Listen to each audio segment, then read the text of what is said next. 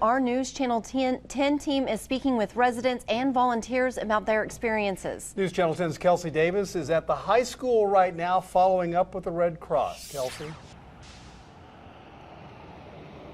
Greg, Lindsay, I've been in Perryton all day speaking with residents and volunteers who have been impacted by last night's devastating tornado. As you can see from behind me, the American Red Cross is still here at the high school, assisting those with a place to stay and other essential items. I went inside the high school earlier, and there's plenty of chairs, room to hang out, relax, and grab a bite to eat. I also spoke with the pastor over at the Community Worship Center, who tells me they're still accepting donations from the public. They're specifically looking for baby products, feminine hygiene products, and clothing. As always, we'll continue to bring you the latest.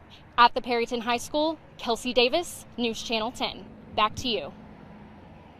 All right, thank you, Kelsey. As the community of Perryton begins to assess the damage from last night's tornado. Our first alert weather team was in Perryton as the storm tore through and spoke with those who saw the damage firsthand.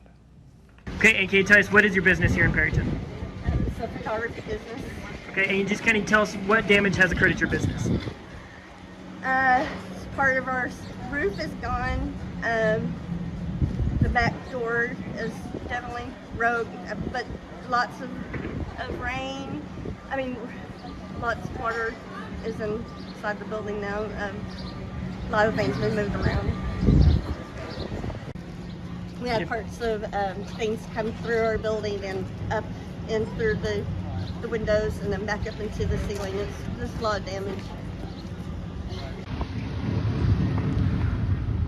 And of course, we will continue to gather the latest information as the situation develops. You can find the latest updates straight to your phone with our News Channel 10 news app. Companies around the Texas Panhandle are coming together to help provide Wi-Fi and additional resources to the Perryton community. T-Mobile's community support team is bringing supplies to Perryton.